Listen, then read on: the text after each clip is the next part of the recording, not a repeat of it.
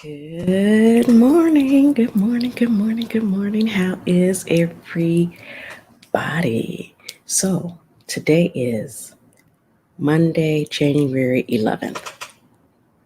We're getting through this month really quickly. So, I just wanted to get on here really quick. I'm actually going to be doing a live this morning with a friend of mine, Lisa Penny.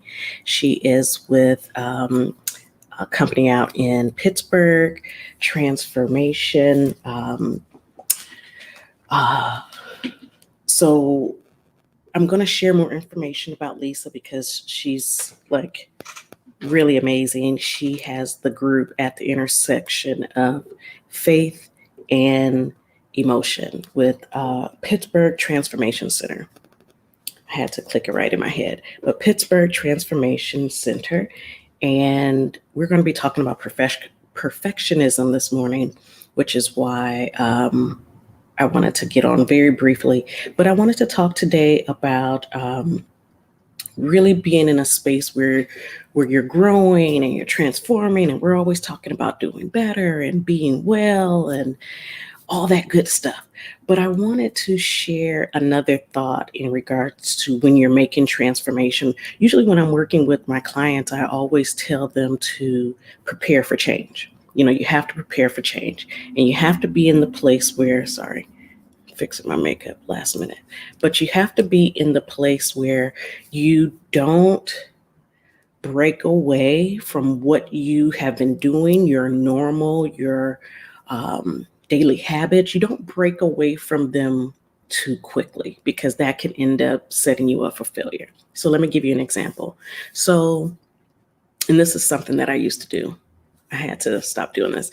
But say, for instance, you are trying to avoid late payments on bills. I'm just using a very random example. Um, And instead of paying the bills like on time, you normally like build up all the envelopes from the mail and they end up in like a pile on that table or in that junk drawer. Um, and you end up late because you didn't take the time to sit with it. But the reason why you didn't sit with it was because of the anxiety it brings, especially nowadays when it's about making sure that you are managing your finances properly, managing your business's finances properly, the budgets, because of everything that's going on, whether it's extra inventory that you didn't need or anything like that. But either way, like I said, very simple example of something that you may want to do better on. So instead of saying, well, I'm about to just open every last one of them at the same time, and you end up feeling that anxiety, you end up feeling that stress, you end up just overloaded. And some people, you go into like a full-on panic attack because you're like, how in the world am I going to pay for these bills? But in essence, instead of saying, okay, I'm just going to absolutely not open the bills or absolutely not deal with the employee that was venting about work-life culture and how they're stressed out, instead of avoiding it, what you're going to do is break away in a space where you're still staying within your self-care bubble. And what do I mean by that? Well, everybody knows that change is difficult, even if it's small, but change can be very stressful. And so what you want to do is like slowly ease in. And so I wanted to give you guys really quick 5 tips for how you can break away in a way that you don't end up stressed out, in a way that you don't end up making the matters worse. And this, again, can be applied both at home and at work as usual. So 5 things that you can do. First thing is what I was starting to hint at, which was slow down. Like there's usually a lot of stress, a lot of anxiety going on. Your mind is like everything is crazy. And you're just like, I need to just breathe. And a lot of times I always talk about mindfulness at some point.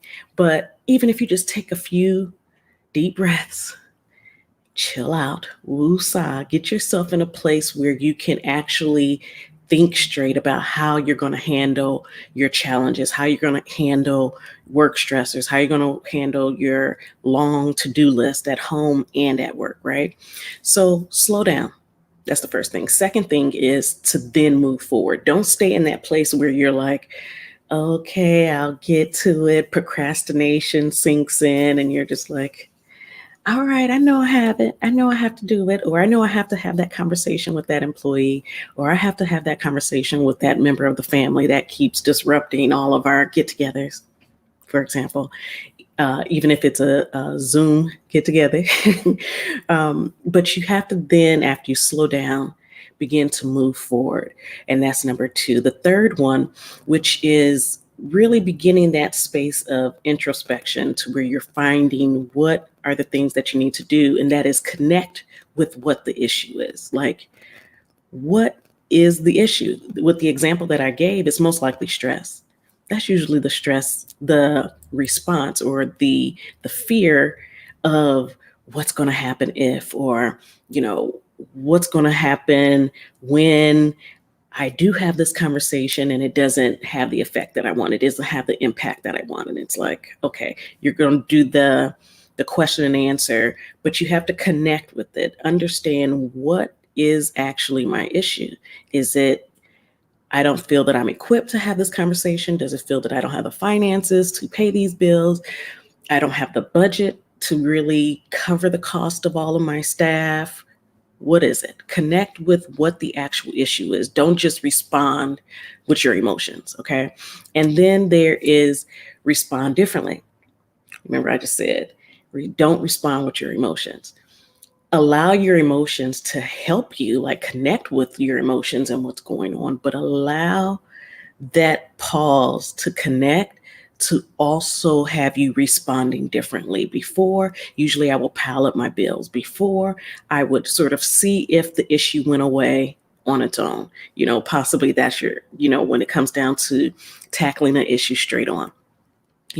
How can you do something different from the last time? Because ultimately, doing the same thing over and over isn't going to help if it hasn't helped. And I know you guys get what I mean by that. So find a way that you can respond differently, in a way that, yes, you may feel uncomfortable because it is different. It is a different way that you've gone about doing things. But at the same time, find that middle ground. It may not cause as much stress, but it also may be something that's moving you forward away from the buildup of stress, the buildup of anxiety, and sometimes even depression, depending on what the situation is, right? And then the fifth one is to dig deeper. Dig deeper is really at the point where, if you have someone or you're to talk to, or you are really good with journaling, to really dig deeper. If the issue is finances and the stressors of paying bills or managing a budget with cuts and everything else, then you want to be able to sit and say, what could I change in regards to maybe a system? What could I do differently if this is causing me stress? And maybe even the thing that you decided to do that was different isn't helping. It's like, really, what's at the root? Is it that I need to have another stream of income? Is it that I need to change careers? Is it that I need to get a counselor because I am responding sort of like impulsively to just about everything with some very intense emotions? That's possible that you may need help with managing that. Or you may say, you know what, I don't have the skills to have this conversation that is really difficult for me. And maybe I need to talk to someone who could help me like develop those skills and be able to use them pretty intuitively. But the whole point, and that's the fifth one of digging deeper, it's very simple, but when it comes down to it, it's also very vital to your success. We always talk about SMART goals and things like that, but when it's all said and done, you must be able to really break away from some of your old patterns, but do it in a healthy way so that you're still taking care of yourself. You don't cause harm to yourself or others. And it's not even in a crisis or detrimental way, but even just in the way of productivity, impact, and leveling up your skills as a leader and just making sure that you balance it all. So I just wanted to get on here really quick. Like I said, that's just 5 ways to break away in a more healthy way instead of breaking away too soon, because that can lead to basically like in some ways a self-fulfilling prophecy that something didn't work, something didn't last, and you're stuck in a rut. It's really a matter of taking some time to dig a little bit deeper, making sure that you are connecting, making sure that you are slowing it down, doing things differently, and moving forward nonetheless, like making sure that you keep moving. So you guys have an amazing week. I hope that you guys take this opportunity to doing something different and breaking away safely. Okay. You guys take care, and I will see you guys later. And those that want to join me, I'll be over there in the intersection between mental health and your emotions. So make sure you follow me.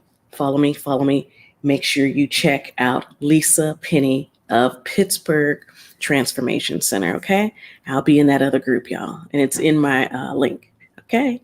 Have a great day. Bye-bye.